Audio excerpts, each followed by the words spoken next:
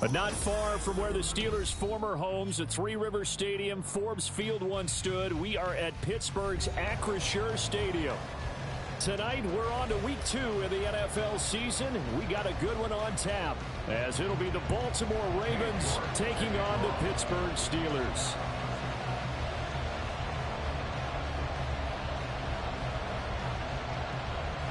Two teams here, each off to 1-0 starts as this one is underway on EA Sports.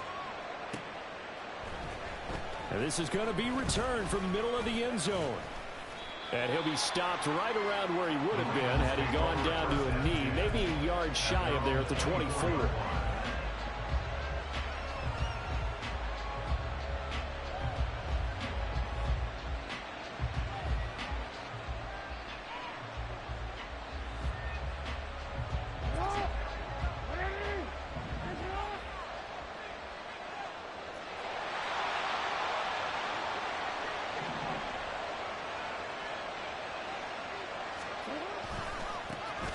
They'll start with a run by Mitchell. And a nice run past the 30-yard line there. It's a 7-yard carry to set them up with a 2nd and 3.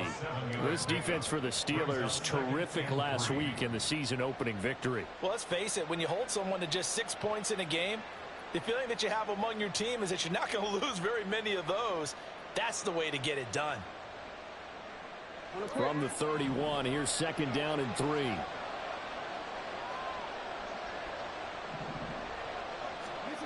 Jackson from the shotgun. Looking left side, he's got it, complete. And getting this just shy of midfield, they'll spot it at the 49. 19 yards to pick up there, move the chains.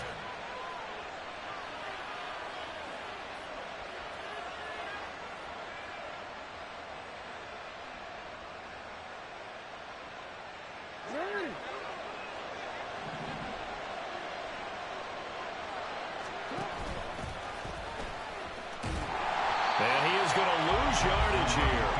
Looking at a 2nd and 11 now after the loss. Jackson. That ball caught. It's Mark Andrews, the tight end. The Raven passing game getting in sync. Another 1st down.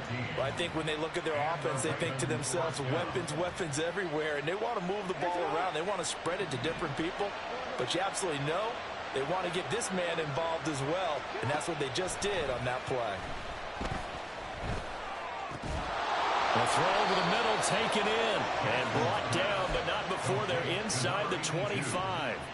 Another nice gain, 13 yards that time, and another 1st down. That early game script that they drew up is working pretty well here on this first drive. Already in field goal range, Charles knocking on the door of the red zone. You know, Brandon, when we met with the coaching staff, they kind of predicted that they would come out firing like this. I think you and I were a little skeptical that it'd be this easy, but they certainly knew what they were doing in scouting, in preparation, and understanding what their team was capable. And in for the Ravens touchdown. Zay Flowers, his first touchdown here of the new campaign. And the Ravens put the night's first points on the board as they take the early lead. Justin Tucker for the extra point.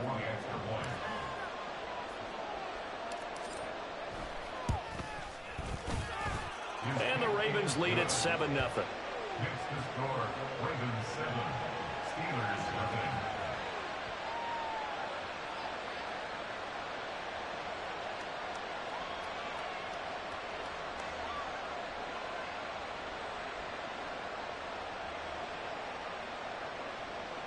Justin Tucker to kick off for Baltimore. Tucker now to kick it away following the touchdown. Right after the touchdown to extend their lead, now maybe opening the door a little bit there by allowing starting field position at the 40.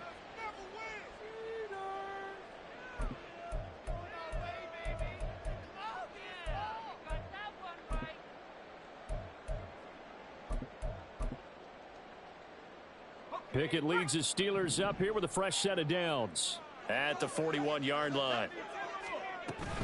Harris running straight ahead. And he is met at the line of scrimmage, and he goes down right there. So after the run for no gain, here's 2nd and 10. up 2nd and 10. Pickett back to throw. They'll get this complete to Calvin Austin. Charles, Thursday night game. I think a lot of teams probably say shrink the playbook somewhat. Is that correct? I think you're right about that because you just don't have the amount of time that you have in a normal week to put in a full playbook. So as you said, you shrink the playbook, pick out the plays that work best for you. And you know what else you're looking for? What's that? Who are the freshest guys coming off the last game to play? There he goes, right side. And into the end zone. Touchdown, Pittsburgh. Pat Fryermuth, his second touchdown on the season. And the Steelers are able to strike back quickly with an opening touchdown of their own. Extra point by York is up and good. And we are tied at 7. Each team's had it. Each team has scored. 7-7 here as the kick's away. And this will be returned from deep in the end zone. And they'll get him down right at the 25-yard line, so the same result, and he opted for the touchback.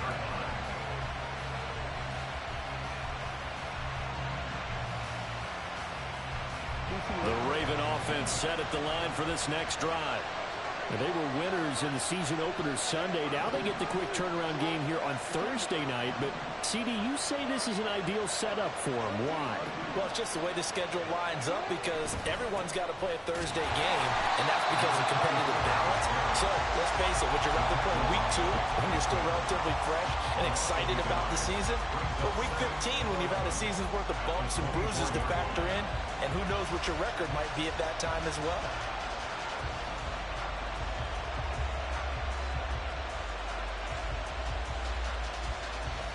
A loss of a yard there to start out. That leads to a 2nd and 11. Jackson. That one into the hands of Flowers. And they get him down, but not before he takes it across the 40-yard line. He had the touchdown earlier. This one's going to get him a first down. Someone sharp in this game. I mean, a touchdown pass in the first drive and comes right back, and he's flinging it around really well here. Really nice throw there to pick up the first down. You kind of just feel a laser focus and confidence about him, and I think we saw that this week, didn't we? Talking to him and the coaches, they felt good about his performance coming up. Yeah, I was really impressed with that last practice we saw when they went through 2-minute drill, when they went through all the different situations. Ball hardly hit the ground, and I thought, yeah, he might be locked in for this one. You look at this Steeler defense. Now, they've been a very good unit against the pass, defending at 5th best in the league. And, hey, they were stingy in the opener, didn't allow much of anything at all through the air. So now they come into week 2 saying, hey, let's see if we can do even better. Let's go ahead and get to that number 1 spot. Down the left sideline. And finally taken down at the 30-yard line. So on the other side of the field now, it's 1st and 10 as they've got things rolling on this drive. They go play action with Jackson. And he's going to be taken down. Pressure gets there back at the 39-yard line. T.J. Watt causing the disruption. He gets the sack. You've called plenty of games in your career. Do you believe in momentum, my man? I do, and I think we're seeing it right here. No, there's no doubt about it. The run that he's been on. How about that? 3 sacks in a game a week ago. And another one right here. Oh, he's feeling it in a big way. Now it's Jackson. And this one incomplete. Too much contact to hold on to that one, and it's 3rd down. Brandon, watching their tape from last week, I saw plenty of plays like we just saw there, forcing incompletions. It was key in their win last week. They're hoping the same thing happens this time out, too. 7th play of this drive coming up, but a long way to go on 3rd down.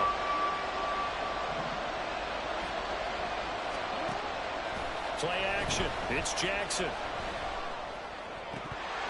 And that's going to be incomplete. The contact there enough to jar that ball free. And it brings up 4th down.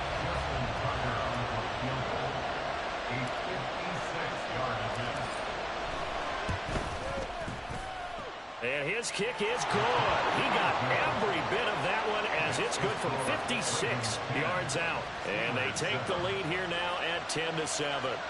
That was perfect. From distance, he steps up, knocks it right down Main Street. And Main Street's celebrating right now with him, aren't they? I love the mechanics of the whole thing. Snap, hold, everything was right on target, and the blocking was perfect, and he executed so well. And it'll come out to the 25. Austin not going to try and return it.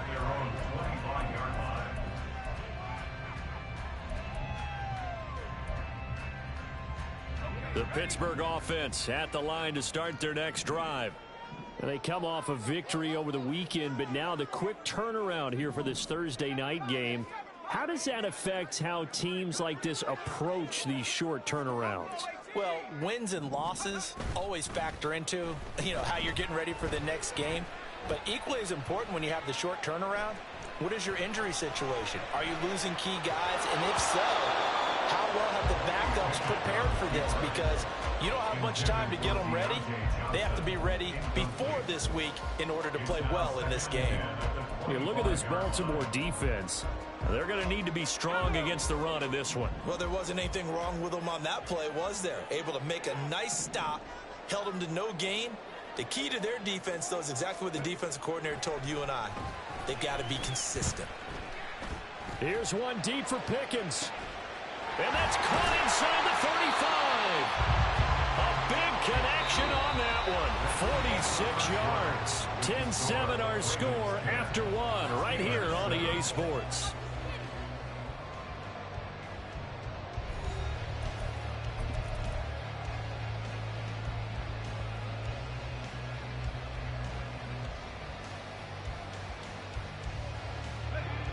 So now then, the big play has him all the way inside the 30 now, 1st and 10.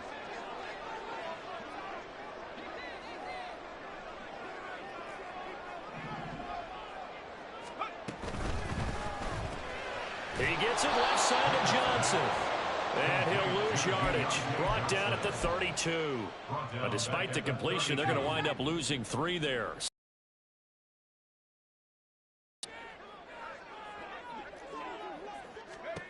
Pickett, he's going to throw it again. And he bats it away, and it falls down incomplete. They're going for a receiver there. Already has 1 touchdown in this first half. A second one not to be. I like where their headspace is, though. I really like the thought process, right? You got a guy who's already scored 1, right? You want to go back to him, continue the hot hand, and make them adjust to you defensively. I like what they were trying to get done, even though they weren't successful. And he is caught. And he's going to be taken down with the first down at the Ravens' 17-yard line. A big play there as they get the conversion on 3rd and 13. That's a play that will likely be forgotten when you talk about big moments in this game. But plays like this are critical to keep drives going. And if points result, we'll call this play significant. To the air on 1st down with Pickett. Steps away to his left. That's caught. It's Austin left side. And all the way down inside the 5 to the 4. Another nice gain. 13 yards that time and another first down. Just picking up yardage in bunches here these last few plays. They have moved right down the field. And just like that, they're going to be set up with a 1st and goal.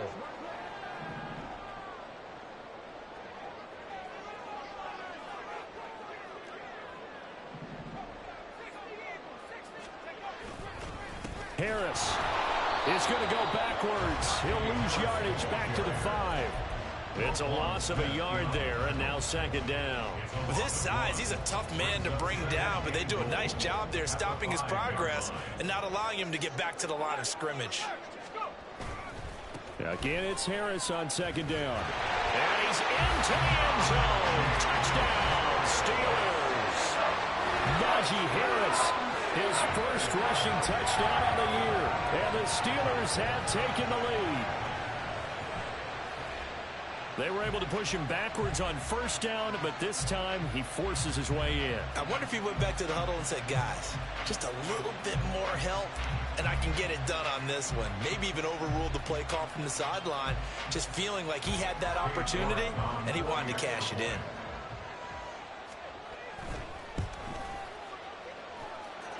Extra point by York is up and good. And the lead is now 14-10.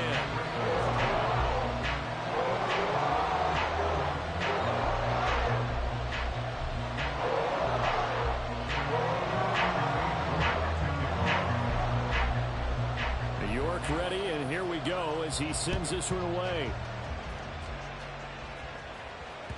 And that one will bounce out of the back of the end zone, so we will start here at the 25.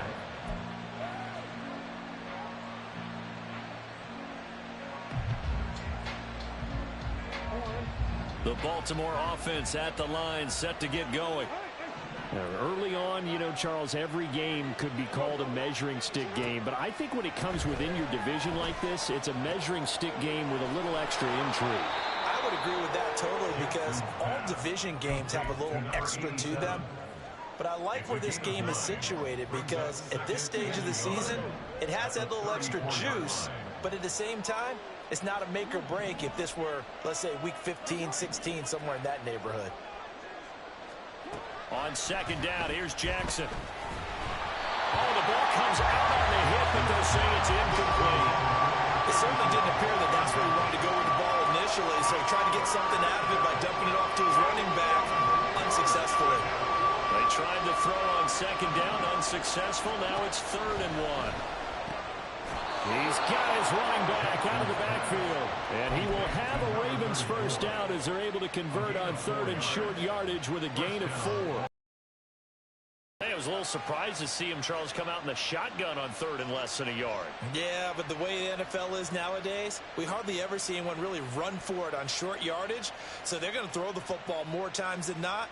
That was a nice, easy rhythm throw right there, and they pick up the first down. So here's a 1st and 10 at the 38. Again, Jackson. Got a man, and he hits him in stride. They still need about the length of the football here, maybe a little less as they come up on 2nd and inches. Quick strike out wide by Jackson. 7 yards there and a first down.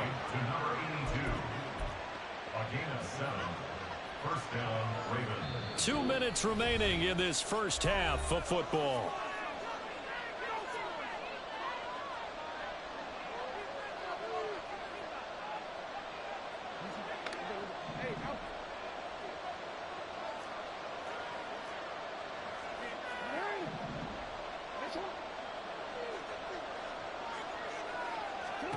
On 1st and 10, it's Jackson.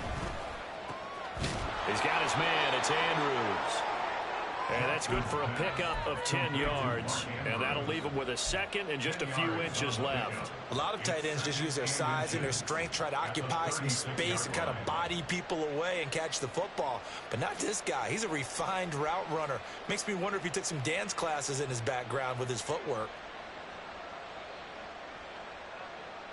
In need of only about the length of the football here on 2nd down.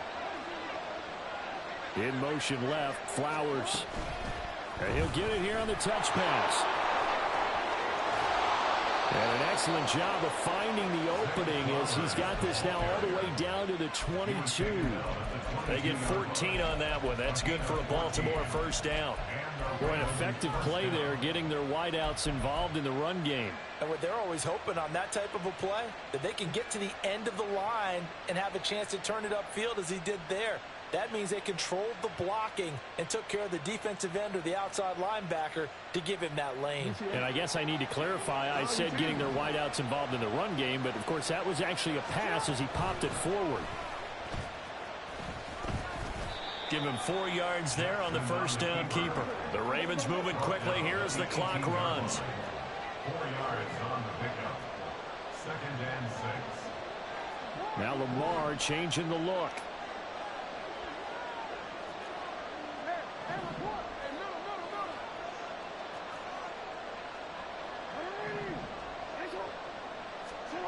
Now Jackson on 2nd down. And that'll be taken in by Andrews for a Ravens touchdown. An 18-yard touchdown grab. And the Ravens will take the lead here in the final minute of the first half. That could be an important swing right there. A touchdown in the final minute of the half to take the lead. And I like the point you just made there. Could be an important swing because now that they have the lead, if they can carry that into the locker room at the half, they'll feel really good about what they accomplished in the first 2 quarters. Tucker able to connect on the extra point, and it's now 17-14.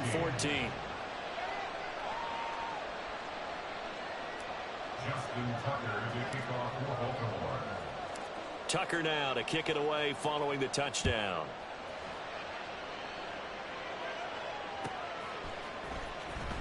Austin elects to bring this out of the end zone. And in hindsight, probably should have taken a knee as he only gets this out to the 16-yard line. The Steeler offense here about ready for their next drive.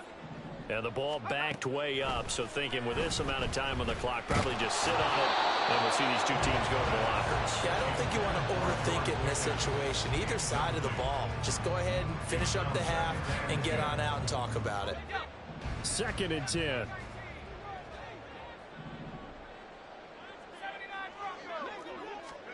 From the gun, here's Pickett. Here's Johnson with a reception. And he'll get this one way up just shy of the 45-yard line. Now the Steelers use the first of their 3 timeouts as they'll stop it with 17 seconds to go in this first half of action. 1st and 10 at the 44-yard line. 1st and 10, here's Pickett. And I think that one might have been intercepted, but he will be ruled out of bounds. So this will go only as incomplete. All right, Charles, as a former defensive back, how disheartening to actually catch it, but just not be able to stay in bounds there defensively. Well, extremely, because you know the rap against us defenders is that we're frustrated offensive guys who can't catch. And he caught it. Just couldn't get his feet down in bounds. It's that second part that finished off the play for him. Dialing up another pass here. Pickett. And that is incomplete. 7 seconds remaining. It's a tried and true formula, and I don't think it'll change for as long as we play football. If someone's trying to throw the ball and you can put pressure on them and make it tough, that's only going to help your defense. Yeah, he's since being hurried. He got rid of it before taking the hit, but incomplete. Throwing on 3rd down. Here's Pickett. He's got his target. That's complete. And he will go out of bounds down at the 15-yard line. That's it for the first half. 2 more quarters to go. We'll have plenty more to see after the break.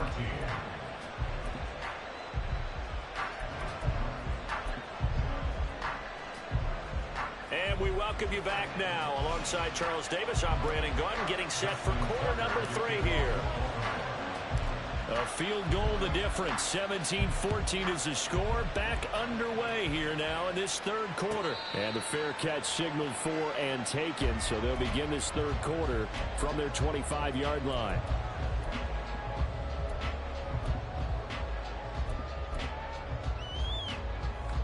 The Pittsburgh offense at the line to start their next drive. Well, Charles, in that first half, we saw a fair amount of offense on both sides of the football, and now the team trailing here will start with it in the 3rd quarter.